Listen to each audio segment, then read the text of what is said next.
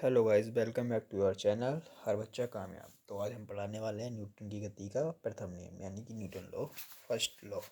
Okay, तो first law भैया क्या कहता है ये आपको बताएंगे आज, और ये भैया होता क्या है ये भी बताएंगे। ठीक है, तो क्या करते हैं भाई,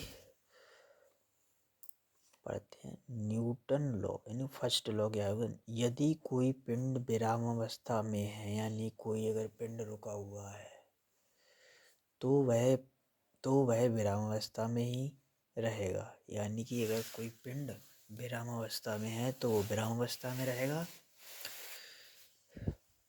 यदि कोई पिंड गति अवस्था में है या गति अवस्था में है, ठीक है, तो वो गति अवस्था में रहेगा।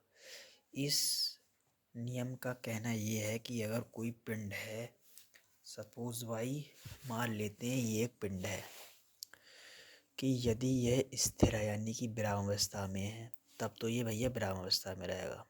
इसमें ना ही कोई परिवर्तन हो रहा है, ना ही ये हिल रहा है, ना ही डुल रहा है, तो यह विरामावस्था में ही रहेगा। जब तक कोई बाहरी बल ना लगाओ, इस पे बाहरी बल ना लगाओ, तब तक ये विरामावस्था में ही रहेगा।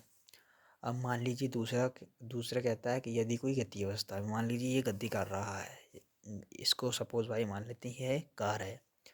अब ये चल रही है तो इसको रोकने के लिए क्या करना पड़ेगा, इसकी वेग में परिवर्तन करना पड़ेगा, यानी कि इसकी जो वेग है वो घटाना पड़ेगा, इसकी चाल। ठीक है, तो इसकी गति में जो परिवर्तन करेंगे हम बाहरी बल लगाकर, या फिर इसकी ब्रेक लगाएंगे, या फिर मान लीजिए यहाँ पर कोई बल लगाया, यानी कि आप मान लो कि हवा इधर साइड में चल रही है। ठीक है, ये उत्तर में जा रहा है और हवा चल रही है दक्षिण में। तो जब हवा का प्रेशर इस पे पड़ेगा तो यह विपरीत दिशा में जाएगा। ठीक है, तो इस जो रुकेगा तो उसकी जो गति में परिवर्तन होगा तो इसकी गति कम हो जाएगी। यानी कि इसका कहने का मतलब यह है, यदि कोई विरामावस्था में है तो वो विरामावस्था में रहेगा भैया। ठीक है, यदि कोई गति अवस्था में है तो वह गति अवस्था में रहेगा। उसकी अवस्था में तभी परिवर्तन किया जा सकता है जब कोई बाहरी बल लगाओ। अब भैया हमने ये रुकी हुई है, इस पर धक्का मारा, ये आगे बढ़ गया। अब मान लो चल रही है, हमने यहाँ पर हवा का प्रेशर कर दिया या कुछ भी कर दिया, इसको रोक दिया, तो उसकी अवस्था में तभी परिवर्तन किया जा सकता है कि जब वह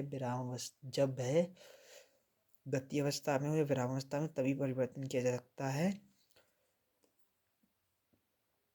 जब हम उसको रोक दें, यानी कि उसकी गति में परिवर्तन कर दें। ठीक है, और इसे जड़त्व का नियम भी कहते हैं, इसको कहते हैं जड़त्व का नियम भी कह सकते हैं। ये मल्टीपल क्वेश्चन में आ सकता है, मल्टीपल चॉइस क्वेश्चन में, यानी कि एमसीक्यू में आ सकता है, बहुविकल्पी क्वेश्चन में। यानी कि जड़त्व का नियम, भैया जड़त्व का नियम भैया हमने पहले सुना ही नहीं है भैया जड़त्व का नियम क्या होता है। ठीक है, और ऐसा आ सकता है फर्स्ट लॉ, यानी कि first law, Newton first law क्या है। यहाँ पे कई नियम, कई चीज़ें दे रखी होगा, यहाँ पे जड़त्व दे रखा होगा, मान लीजिए यहाँ पे जड़त्व दे रखा होगा, तो आपको क्या करना है भाई, जड़त्व पे टिक लगा देना है या फिल कर देना है। इसको हम जड़त्व का नियम भी कहते हैं। ठीक है, तो न्यूटन सेकंड लॉ देखने के लिए हमारे चैनल को सब्सक्राइब करें और नेक्स्ट वीडियो का वेट करें। जय हिंद, जय भारत।